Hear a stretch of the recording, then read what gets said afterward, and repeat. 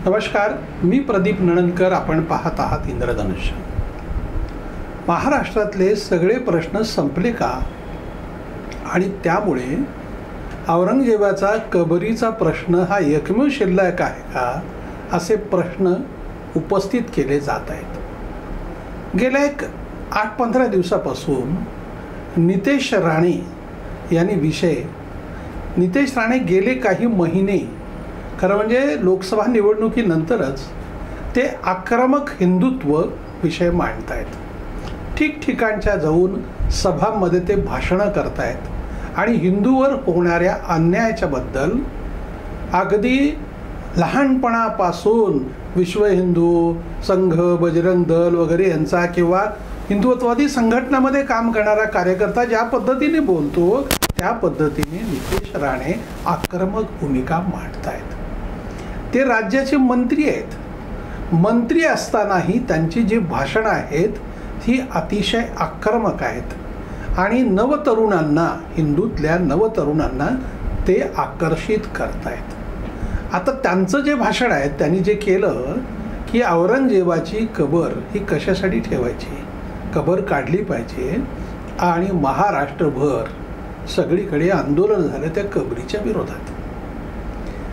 नितेश राणेने एक मांडलेली भूमिका आहे, त्याच्या समर्थनासाठी काही मंडळी उपस्थित आहेत, आंदोलन करत आहेत. आता हे आंदोलन योग्य आहे का, अशी भूमिका मांडावी का, ती आत्ताच मांडली पाहिजे का, असे प्रश्न उपस्थित होत आहेत. पण लोकशाहीमध्ये लोकांना आपली भूमिका मांडण्याचा अधिकार आहे आणि त्यातून ती नितेश राणेंनी मांडली असावी. पण ते राज्याचे मंत्री आहेत आणि त्यामुळं त्यांची भूमिका म्हणजे मंत्रिमंडळाची भूमिका आहे का, असे प्रश्न उपस्थित होतात. तेव्हा संजय शिरसाट म्हणाले की नितेश राणेचं ते व्यक्तिगत मत आहे, राज्य सरकारची ही भूमिका नाही. त्यानंतर अमोल मिटकरी, अजितदादा गटाचे जे आमदार आहेत आणि ते पण आक्रमक बोलणारे आहेत, ते असं म्हणाले की कापसाचा प्रश्न आहे, कांद्याचा प्रश्न आहे, सोयाबीनचा प्रश्न आहे. हे प्रश्न महत्त्वाचे आहेत का? एखाद्या कर्मचाऱ्याला, शिक्षकाला 18 वर्ष पगार मिळत नाही म्हणून त्यांनी आत्महत्या केली. असे अनेक मुद्दे आहेत.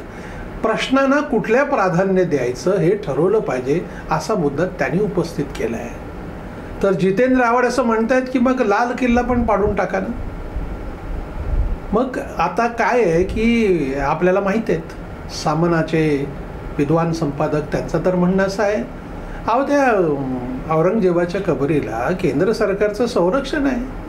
मग केंद्र सरकार तुमचं आहे, राज्य सरकार तुमचं आहे, ह्या निर्णय पाडून टाका, चर्चाच ठेवू नका.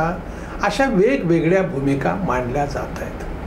पण मला असं वाटतं राजकारणामध्ये ह्या गोष्टी चालत राहणार, असे प्रश्न उपस्थित राहणार आणि प्रत्येकजण आपापली भूमिका मांडत राहणार. त्याच्यावरती निर्णय काय होणार आहे हे आपल्याला माहिती आहे. ती काही कबर काही लगेच हटवली जाणार नाही, प्रश्न तेवढे ठेवले जातात. आणि मग ही जी डोकेबाज राजकारणी मंडळी आहेत ना, ते असे प्रश्न चालू ठेवण्यामध्ये हुशार आहेत. म्हणजे आपल्याला असं वाटत होतं की आजवर फक्त शरद पवारच हुशार आहेत.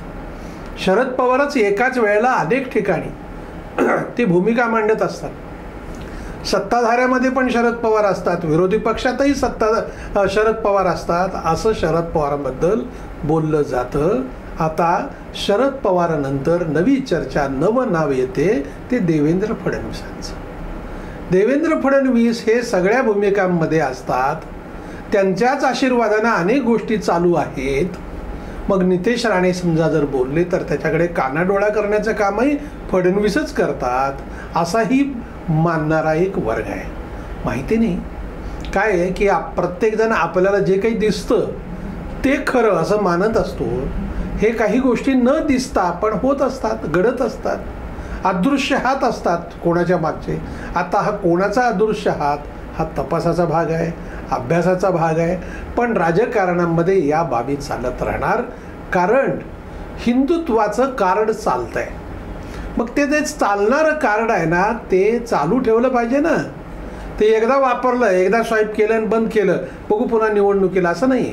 निवडणुकांच्या मध्ये येणाऱ्या प्रत्येक निवडणुकात असे मुद्दे लागत असतात. मतांच्या ध्रुवीकरणासाठी लोक एकत्र आणावे लागतात, त्यांच्यासमोर काही मुद्दे मांडावे लागतात. कदाचित त्याचाच हा एक भाग असेल, हा राजकारणाचाच भाग असणार.